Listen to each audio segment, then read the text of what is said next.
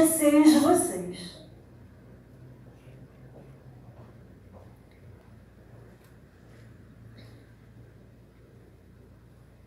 Alô, alô.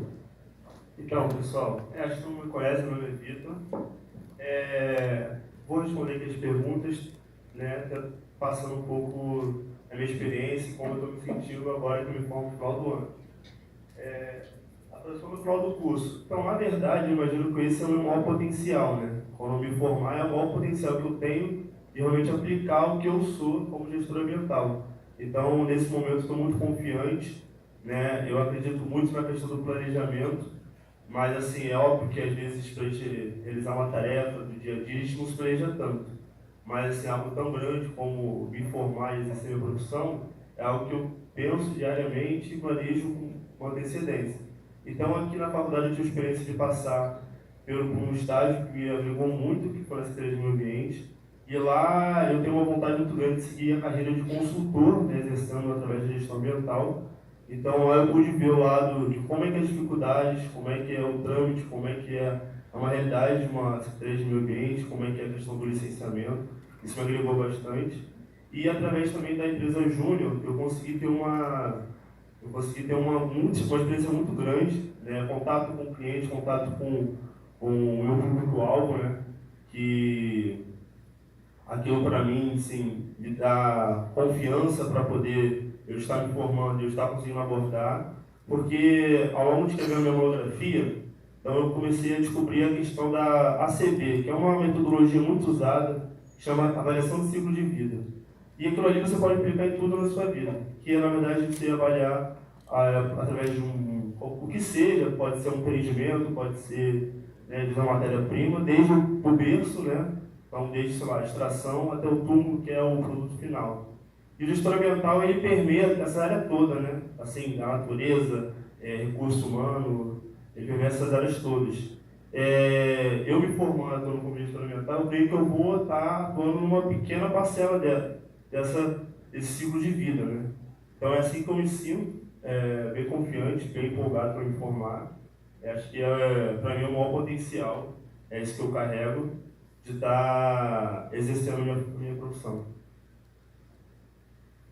Sobre receios, eu acredito que a experiência profissional é muito importante. Como o Leopoldo comentou, né, a gente vai ver a questão da tarefa e atividade, e aquele jogo de cintura para você lidar. Então, antes da faculdade eu trabalhei desde os meus 15 anos, trabalhei até os 19, e sempre nas férias, como, né, entrei na faculdade, sou do Rio e vim para cá. Então, nas férias eu trabalho.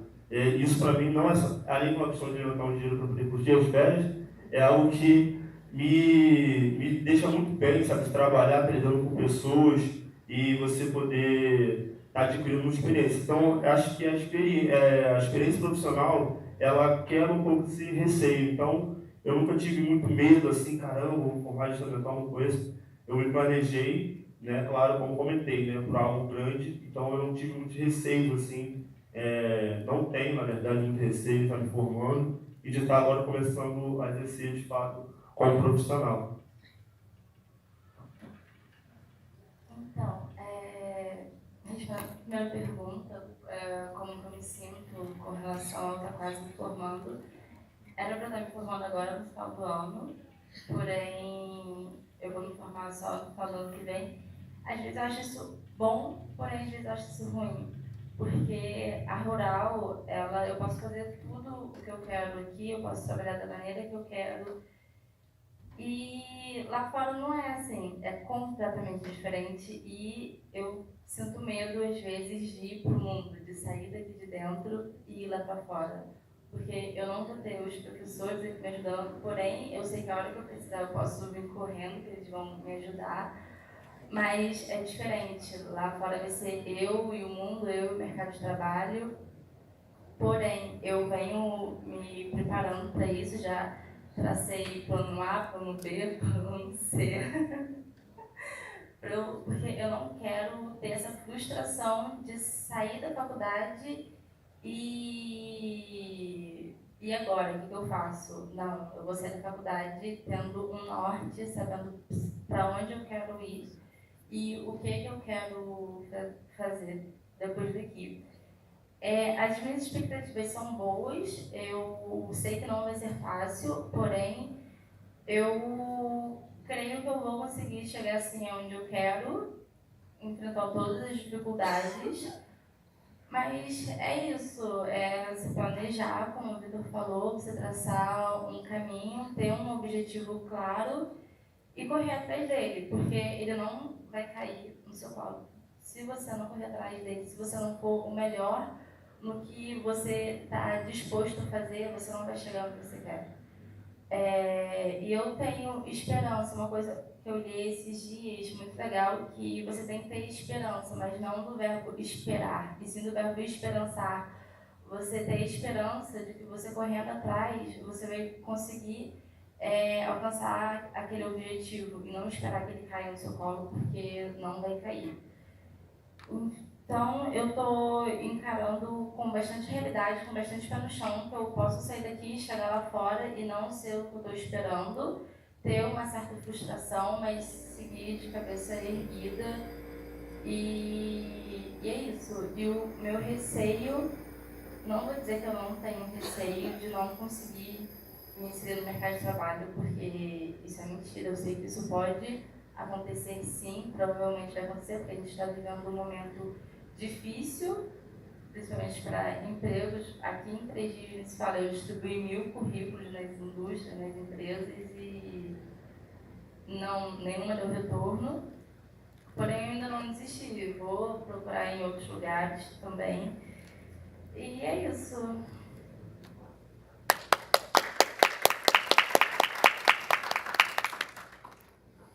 Obrigada, Vitor. Obrigada, Tamires. É importante essa exposição de vocês, até para a gente poder compreender melhor, até porque nós temos até alunos do primeiro ano aqui, aqui no auditório, para compreender como é que se dá, né, essa questão. Está terminando o curso, o que eu posso aguardar lá fora, como é que a gente se coloca, quais são os sentimentos, né, que acabam se aflorando.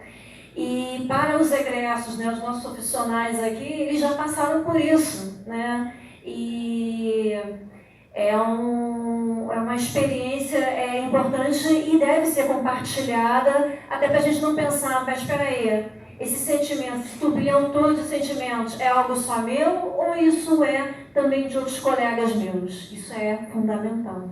Eu mais uma vez agradeço a participação de vocês. Agora a gente vai passar a nossa parte da dinâmica para a participação, né, a composição da mesa redonda dada pelos nossos profissionais. E sim, mais uma vez, obrigada.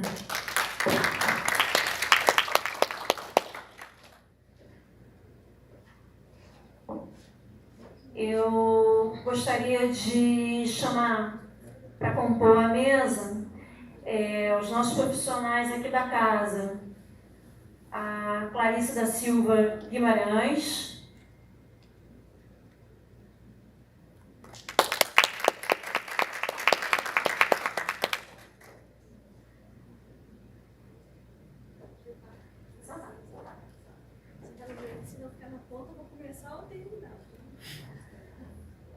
Dômoli da Costa Barbosa,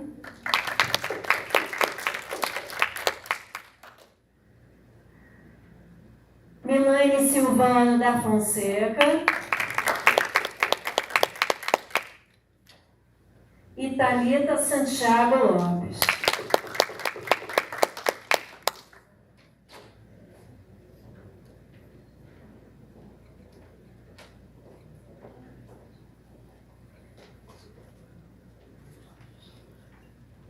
Aqui nós temos a composição de 4 profissionais formados pela casa, de momentos diferentes, né, são anos diferentes, né, de formação, e com experiências e colocação no mercado também de forma diferenciada, que também é bastante interessante a gente observar. Além de estar no mercado profissional, alguns ainda estão no processo de educação continuada com vista à sua inserção no mercado de trabalho no momento futuro, que também é importante observar que é uma outra estratégia de de desenvolvimento de habilidades e competências com vista à sua interação com o mercado de trabalho. Obrigada por virem. Bom, a gente vai trabalhar um pouquinho agora com a questão dos desafios da carreira profissional, tá? Que se faz presente para o gestor ambiental. Dá para ler aí as perguntas? Tá ruim aqui, deveria ter colocado em outro. Bom. Em que tipo de organização atualmente você exerce a sua atividade profissional? E quais as atividades que você desenvolve?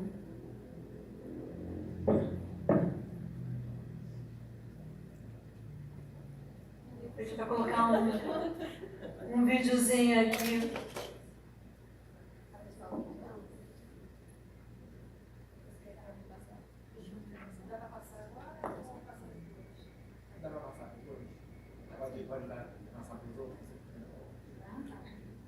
Vamos lá. Boa noite, gente. Eu me chamo Thalita. Eu sou da primeira turma, né? Ingressei em 2010 aqui na Rural, sou formada há 4 anos. Atualmente, eu trabalho como autônoma. Acho que depois a gente vai falar sobre como a gente se insere no mercado de trabalho, né? Então, depois eu explico. Atualmente, eu trabalho como autônoma, com consultoria, faço algumas parcerias com algumas empresas, normalmente trabalho de licenciamento, que é a demanda maior. Também trabalho com o CAR, que é o Cadastro Nacional de Usuários de Recursos Hídricos, o CAR é o Cadastro Ambiental Rural, e às vezes trabalho como assistente em algumas empresas. Recentemente eu trabalhei com uma que está fazendo levantamento de vetores, de furnas na região, trabalhei como assistente deles, e são essas atividades na maioria. O consultor ambiental aqui na região ele é muito demandado mesmo para o licenciamento. Como eu moro em Sapucaia, um município pequeno, normalmente o licenciamento é voltado para produtores rurais, né? E proprietários também, que é aqueles que não produzem nada, mas têm a sua terra, então tem necessidade de regularização, e pequenos empresários.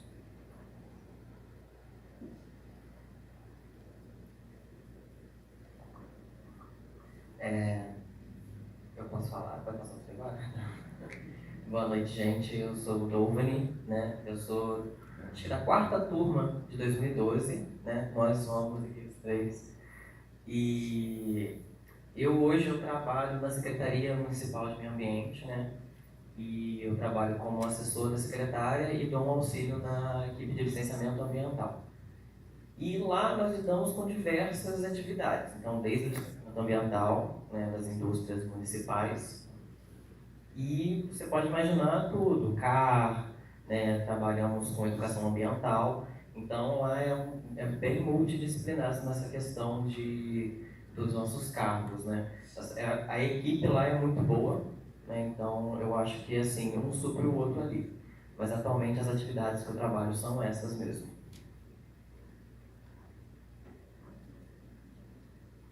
Então, gente, boa noite, meu nome é Milane.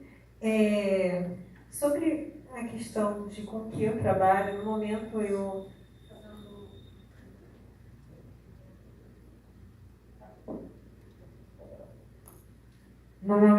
estou fazendo mestrado, sou vinculada ao programa de pós-graduação de Biologia Animal da nossa instituição mesmo, só que esse programa ele é de laxeropédica.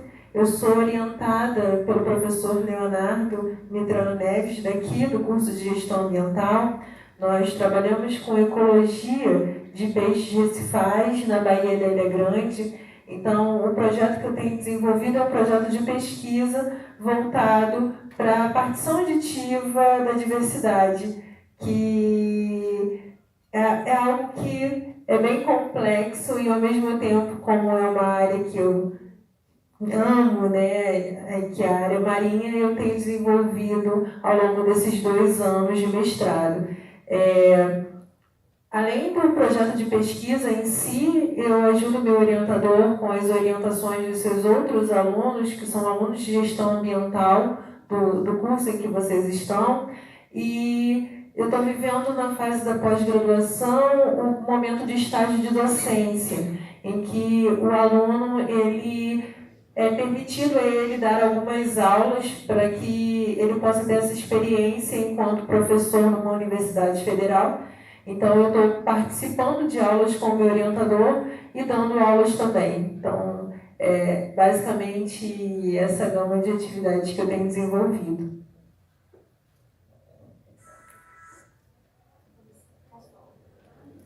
Meu nome é Clarice, eu formei junto com eles em 2012 e eu sou filha de produtor rural.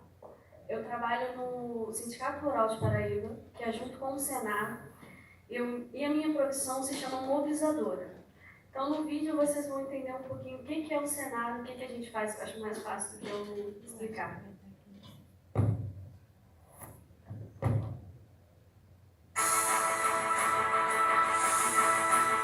O sistema CNA representa mais de 2 milhões de produtores rurais em todo o país. É formado pela Confederação da Agricultura e Pecuária do Brasil, Serviço Nacional de Aprendizagem Rural, Senar, e Instituto CNA. A representatividade vem das 27 federações dos estados e dos quase 2.000 sindicatos rurais dos municípios. Os sindicatos elegem as diretorias das federações e as federações elegem a diretoria da confederação.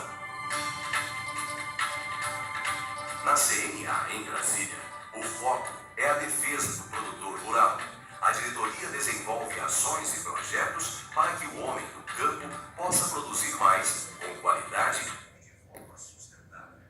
E tem o apoio de uma estrutura de técnicos de alto nível, especializados nos diversos temas do agro. Mas o trabalho desse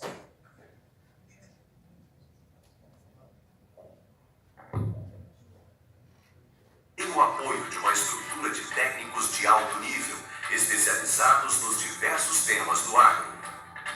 Mas o trabalho do sistema vai muito além. Contribui para o crescimento do setor com educação e assistência técnica.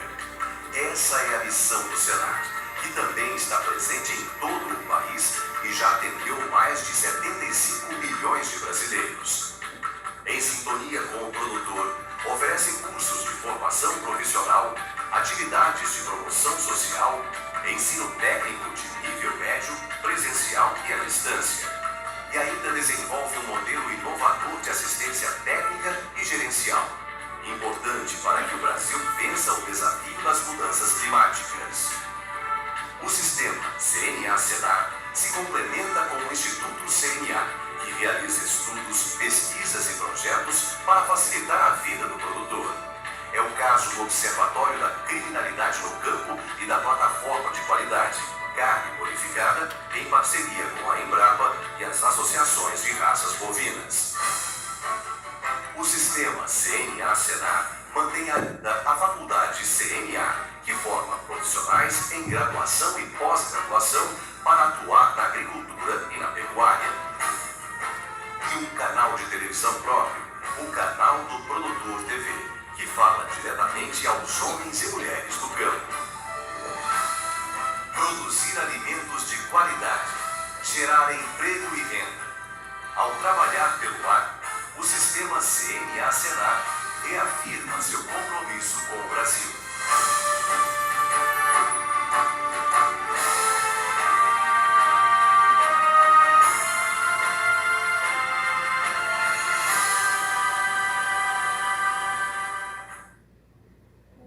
O Sindicato do Rio Grande do Sul,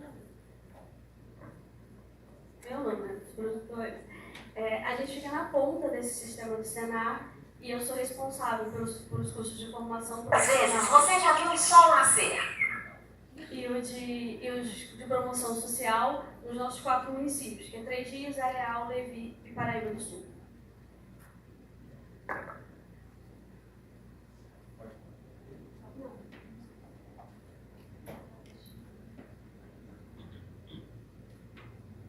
Bom, então, tendo visto a primeira exposição das atividades que cada um desenvolve, a gente vai dar seguimento.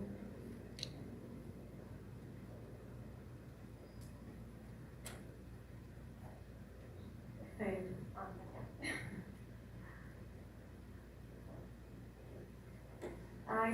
questionamentos aqui. Há quanto tempo você está inserido no mercado de trabalho como profissional na área de gestora ambiental? Quanto tempo houve entre a formatura e o início da sua atividade profissional como gestor? E quais são as dificuldades enfrentadas no mercado de trabalho pelo gestor ambiental?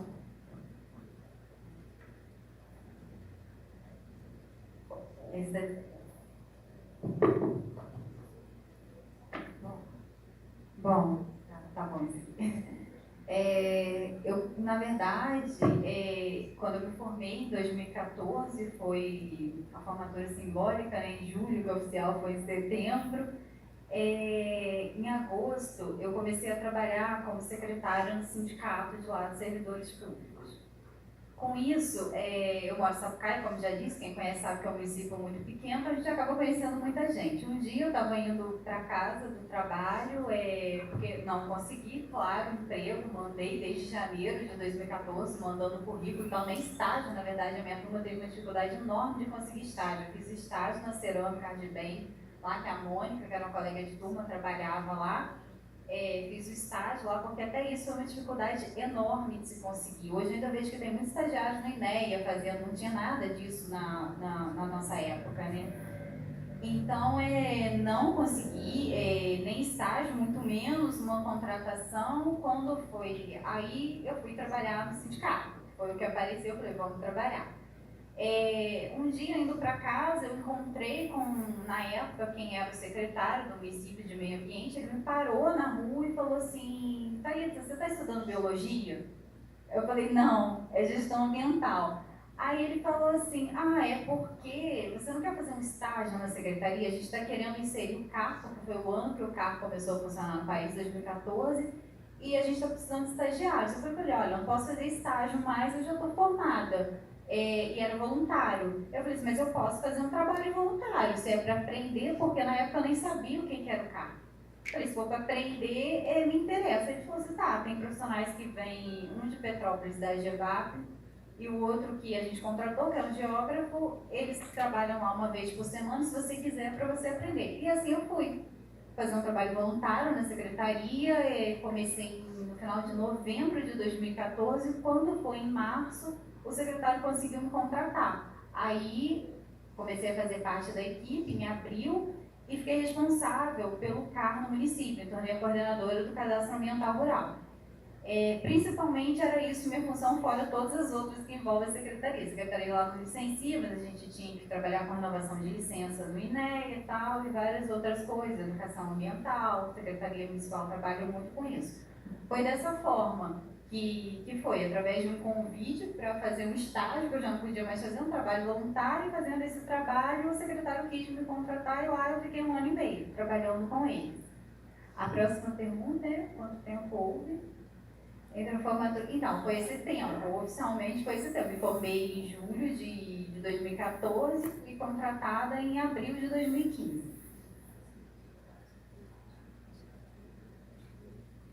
As dificuldades são enormes, imensas. Começa pelo fato de que ninguém sabe o que é o gestor ambiental, o que ele faz, né?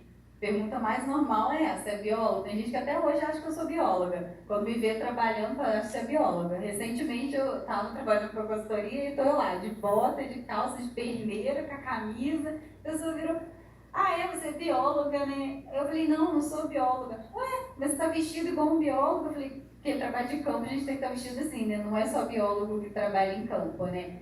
Tem outro problema de confundir com engenheiro ambiental, porque tem muita gente também que acha que eu sou engenheiro ambiental. Aí tem hora que até cansa, falar, não é, aí querem saber a diferença. Então são muitas, disso de não se saber ainda o que o profissional faz, apesar de já existir há muitos anos, o primeiro curso já deve ter mais de 15 anos, né? Que foi o primeiro curso, tem muitos profissionais formados em gestão ambiental, tecnólogos, então é o que mais tem aqui no estado, né? Do Rio, e hoje ainda, eu não sei se é porque essa divulgação, essa propagação de gestão ambiental, todo lugar que você vai, você vê essa palavra, né, que é uma palavra bonita, até na estrada, você passa, tem uma placa ali, faça gestão ambiental, tá ali gestão ambiental, que eles estão fazendo a gestão ambiental daquele lugar, né? Tipo, nos mosaicos aí é o que mais tem. Então, tem a placa lá do lado de de tome cuidado que o animal silvestre na pista. Aí tem lá, gestão ambiental. Só tem isso escrito, vocês já repararam? Então, assim, aparece nos livros didáticos, aparece na televisão. Então, o que eu tenho percebido é que uns 3 anos para cá eu não escuto mais tanta pergunta o que o gestor ambiental faz. Mas eu tenho certeza que as pessoas não sabem. Elas só ficaram com vergonha de perguntar porque elas começaram a ver com mais frequência essa palavra. Porque saber mesmo de fato, acho que nem a família não sabe direito, né? E é difícil para a gente explicar. Por quê? Porque a gente é assim nós somos um profissional que ele é multidisciplinar de fato. Nós temos várias atribuições. Em compensação, estava falando com o professor há pouco que a gente não tem uma reserva de mercado. Eu não vejo isso, uma coisa que só o gestor ambiental possa fazer, que nenhum outro profissional vai fazer. O que seria? A gestão ambiental. Se tem o setor na empresa que tem setor de gestão ambiental, como tem várias empresas, quem está lá? Tem que estar um gestor ambiental. Não, tem vários outros profissionais ocupando esses cargos. E falta neles a visão do que é a gestão ambiental. Falta o tripé da sustentabilidade. Pensar que não é só preservar a natureza, tem que manter o sistema econômico funcionando. E a gente tem que pensar na sociedade como um todo. Tem que ter esse tripé, tem que unir esses 3. E a forma disso é o quê? É realmente manter o meio ambiente ecologicamente equilibrado. Senão a gente vai quebrar a economia, a gente quebrando a economia, não vai ter emprego, ou se a população ficar doente, quem é que vai trabalhar? Com tanta contaminação e poluição, a gente precisa de uma população saudável. Então é isso que falta as pessoas entenderem, que é necessário. Muitas vezes a gente é visto como alguém que vai estar ali para emperrar o processo, e não para ajudar, como ecochato. Porque tem profissionais da área ambiental, já me deparei com alguns, principalmente trabalhando na Secretaria de Meio Ambiente, que são ecochatos. E outros que só querem saber de ganhar dinheiro mesmo, eles não estão nem aí para nada. Você está contaminando um córrego ali, se ele pensa assim, minha água não é captada ali. Infelizmente temos isso. Então a gente tem essa dificuldade de ter muitos profissionais da área ambiental, de diversas formações, que estão aí também buscando o seu nicho do mercado, das pessoas entenderem qual é o diferencial do gestor ambiental. E para a gente mostrar também, é só trabalhando mesmo, é só na prática, para poder ver o que você faz ali que o outro não vai fazer, e na verdade não é nem, acho que uma característica da profissão, é uma característica pessoal, que você vai se desenvolver, que tem infinitas possibilidades ali, então tem atividades em comum com o engenheiro ambiental, com o biólogo, com o geógrafo, com vários outros profissionais, então é você que vai ter que se desenvolver e achar ali seu mercado e mostrar seu diferencial. Por que vai contratar você e não vai contratar o outro lá, que é um biólogo, o outro que é um engenheiro ambiental? E isso é muito difícil. Por quê? Eu ouvi aqui, quando eu estava no curso, principalmente os professores de administração, falando sobre como é importante a gente fazer contato, networking, né?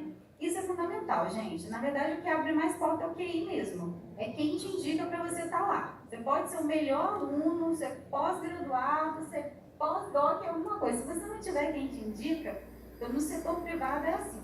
Não concurso público, claro, né? Mas no setor privado o que eu vejo é assim, até mesmo para você fazer consultoria.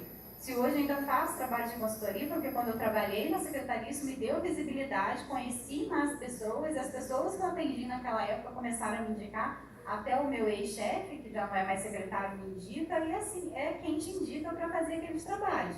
Tem colegas que conseguiram se colocar no mercado de trabalho sem ter experiência nenhuma. Quando você pega uma vaga no setor privado, pede experiência e fala, daqui a 10 anos talvez eu tenha ou talvez não, né? De tantos pré-requisitos que tem para atender.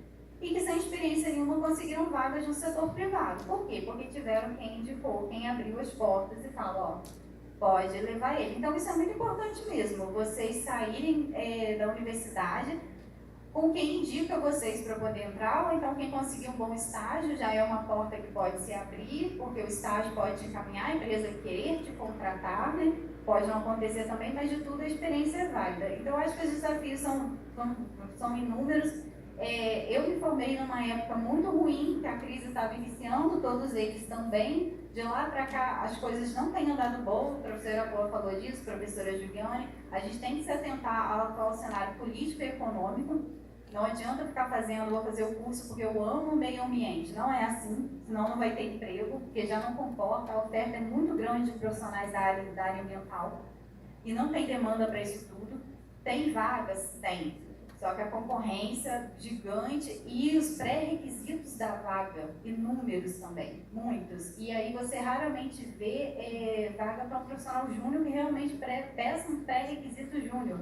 Né? Tem vaga para estágio hoje que está pedindo experiência, isso é absurdo. Quem acompanha o LinkedIn ou vagas deve ver que isso acontece. E acontece com outras áreas também. Então, assim, a gente tem que tentar arrumar uma maneira de se inserir, porque fácil não é não, é muito difícil. Eu, no setor privado, até hoje, nunca tive experiência nenhuma.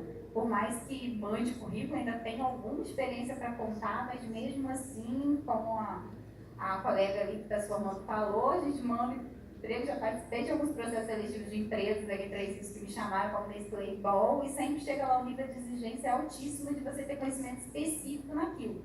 Não te dão nem oportunidade de você aprender. Né? Você já tem experiência com aquilo, e a gente vê que tem pessoas que às vezes entram em algumas empresas que não têm aqueles pré-requisitos. Então, o que acontece? É a indicação. Infelizmente é. Então, isso vocês fazerem contatos é muito importante, inclusive contatos com outros colegas, porque esses colegas podem te indicar para trabalhos, nem que sejam trabalhos temporários, de autônomos, estágios que vão ser remunerados. Isso é muito importante mesmo, manter isso. E cada um mesmo achar a sua estratégia de se inserir, porque não está fácil. Eu vejo que de 2016 para cá, eu falei isso no ano passado, que as vagas estão contemplando mais gestão ambiental, que antes não tinha. Eu acompanho sempre, todo dia, eu vejo que agora tem muito mais vagas no setor privado pedindo o gestor ambiental, junto com outros profissionais. Nunca é só, eu só quero gestor ambiental, não. Abre o leque para o engenheiro ambiental, para o engenheiro florestal, até para o agrônomo, para o geógrafo, entendeu? Então, assim, a concorrência é gigante mesmo, não está fácil, mas quando a gente nada tanto tempo, que a gente está perto da praia, a gente continua nadando, não resolve se afogar de uma vez, né? Então, estou aí tentando o caminho de não deixar me afogar. Mas fácil não vou mentir para vocês, infelizmente na minha turma pouquíssimos conseguiram trabalhar até hoje, né? E não é por demérito pensar assim, porque eles eram acomodados. Não, tinham excelentes alunos com notas excelentes, o professor falou, tipo, não basta você ter um currículo excelente, ter um CR excelente, ter publicação científica, que isso não vai te abrir portas para o mercado de trabalho não hoje. Talvez há 15 anos atrás abriria, né? Hoje não abre mais, não é um diferencial, no mercado mesmo o desafio é outro, e é ali que você vai ter que mostrar o seu diferencial. Porque às vezes você é um aluno CR8 aqui dentro, chega lá fora e você não consegue resolver problema nenhum. E vão sempre te contratar para resolver algum tipo de problema. Isso é fato. Então, e a gente não aprende tudo na faculdade, a gente aprende na forma laboral de se fazer, no dia a dia, nem sempre tem alguém para ensinar, não. Às vezes você tem que se virar sozinho. Eu aprendi a fazer licenciamento sozinha. A teoria eu tive aqui, mas a prática eu aprendi sozinha. Às vezes pedindo dica de alguém que conheço, que já fez, ligando para o próprio INEA para saber, nem sempre alguém lá dá informação, que a própria pessoa você percebe que às vezes não sabe, está lá trabalhando, não tem aquela informação para dar, procurando leis, decretos, tentando fazer cursos online, muitos, que é importante.